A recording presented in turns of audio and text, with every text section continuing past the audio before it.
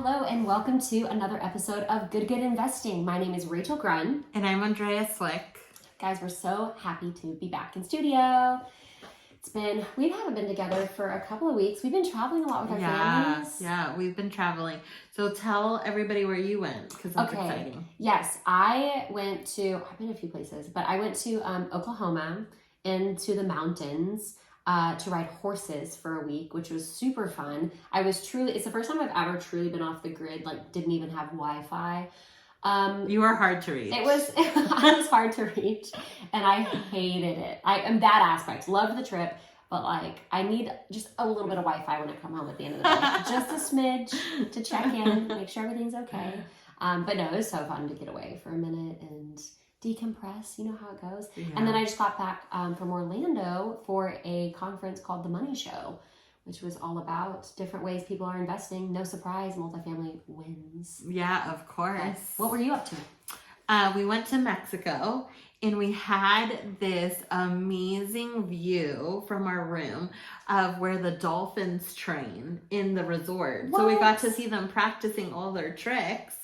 And the kids loved it. And we had gone to Florida in the summer, so they were able to like identify the different dolphins because dolphins like bite the fins. And so they're very, they get to have like this identifier. And so anyways, long story short, the kids loved that aspect. They named each dolphin. They knew them, which one was which. And it was just a great time. Yeah, it was good. That is adorable. We're back in the real world.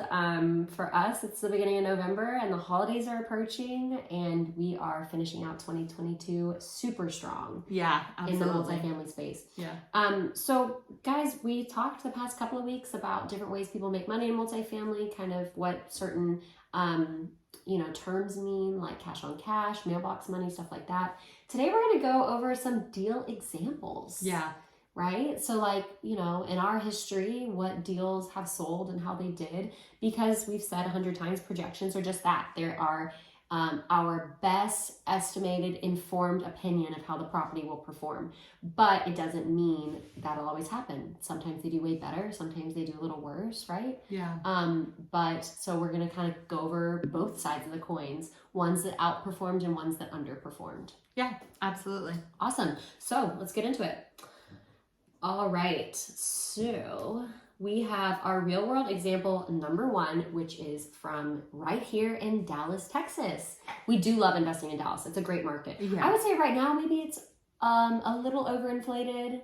Yeah, prices are really high and that per unit is really high as well. So yeah, so we're still always looking for deals, but you know us, we're always looking for the best deals. So and I would say high interest rates right now have kind of there are a lot of people that jumped into the market because it was favorable, right? And so a lot of fair weather players.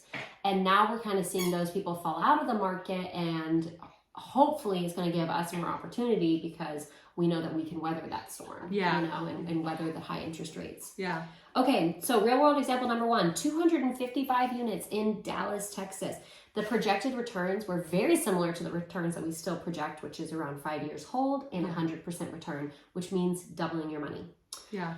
What were the actuals, Andrea? So the actual returns were the property was held for 3.2 years and it was 162% total return. So that is a 50.6 annualized return. So if you're comparing it to a savings account, maybe it's 2%, right? Yeah. And -6 adjusted for inflation. Yeah. And if you're doing like a comparison to the stock market, that's an average of the 7% annualized return.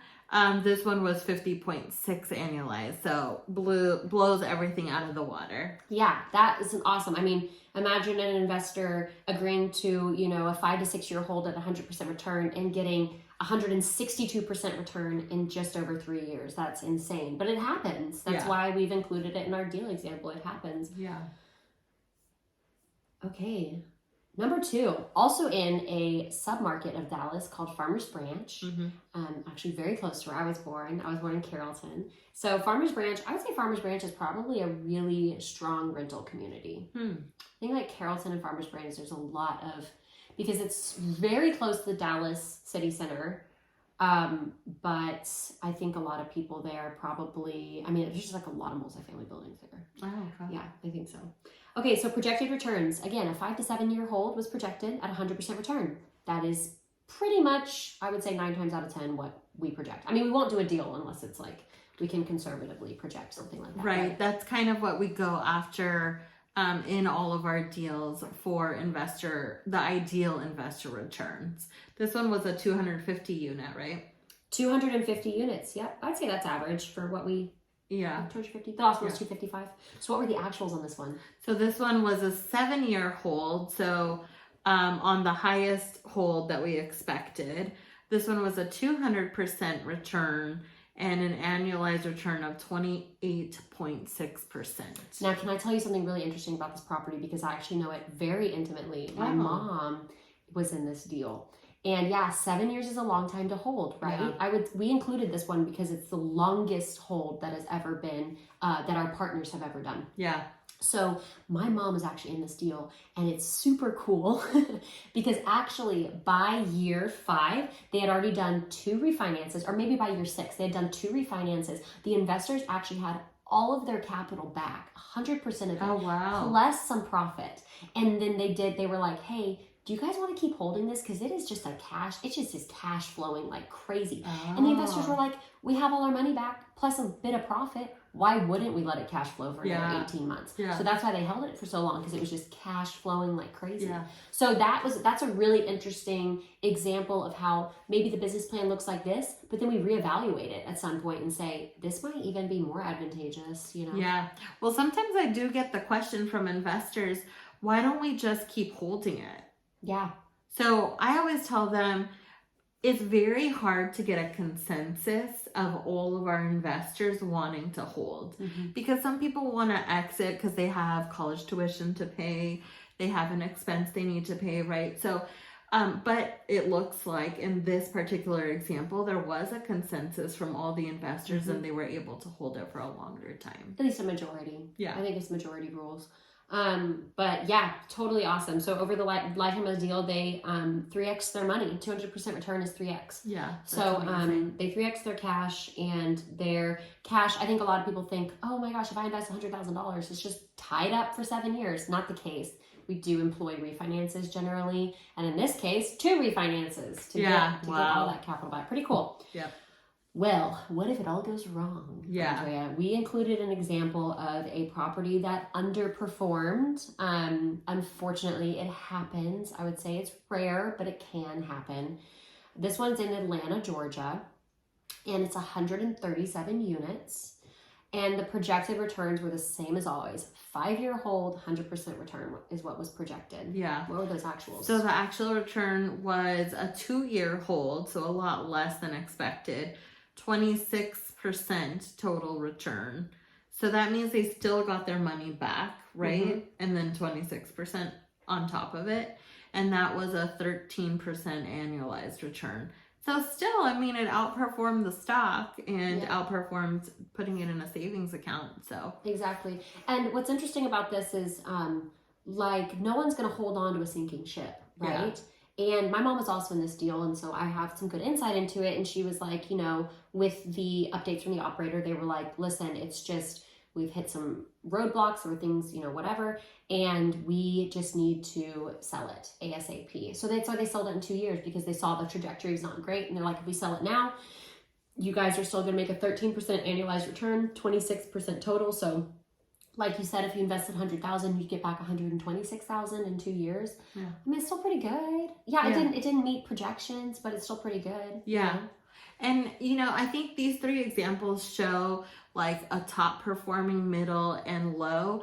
I mean, anything is still going to be a risk when you're investing. That's why there's, you know, SEC regulations and all of that. So know what you're getting into. We don't want to paint this picture that, you know, everything is like perfect. You know, obviously it's not, it's still a risk. But we do think, from our opinion, we believe that multifamily, and trust me, I know a lot about different types of investing. Multifamily seems to be very resilient, in my opinion. and a good place to put your money long term. Yeah, definitely. And I've also seen examples of where maybe there was a 5-year hold, 100% return projection, and they sold in 3 years for 75% return. And you might think, well, that's lower than I thought it was going to be. But if you look at the annualized lifetime, that's a 25% over a 20%, right? So I think it's also important to look at that annualized return. And that doesn't mean that you're going to be making 20% every year. That's over the lifetime average, right? Mm-hmm. So one year, the investment might give you back 8%, in the form of mailbox money, or the refinance, you might get back a huge chunk. But over the lifetime, we project that the average would be a 20% per year. Yeah, and I think it's important to note as well that there is that 6 to 9 month waiting period if you do get in on a deal.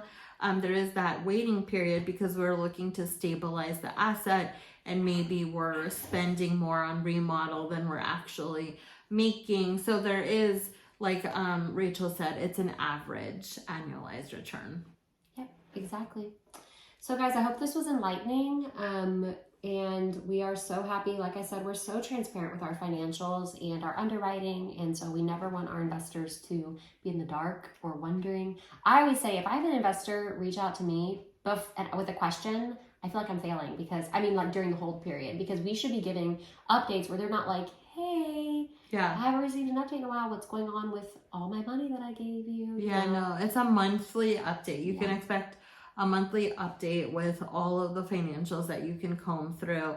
When you invest with us, it's really about transparency, and you are co-owner of the property, so you will know the ins and outs of what's going on. Do you think it's also fair to say that if something really exciting or maybe something not so exciting happens, that we would send out an email pretty immediately and not wait for that next update cycle? Absolutely. Yeah, definitely. Yeah. So just want to make sure you guys are informed. Well, thank you guys for tuning in to GoodGood Investing. Please head over to goodgoodinvesting.com. If you're local to DFW, we do meetups all the time, and we'd love to meet you in person and see you. Also, you guys should definitely rate and review our podcast. It would mean so much to us. Seriously, it would mean the world. It helps us, get our podcast out there. So that'd be awesome. And then you can also join our email list and set up for an investor discovery call at our website as well. Yeah. Which we need in order to present any deals to anybody. Exactly. So we have to establish that relationship. So we'd love to meet you. Until next time, Andrea, don't invest good. Invest twice as good. Bye. Bye.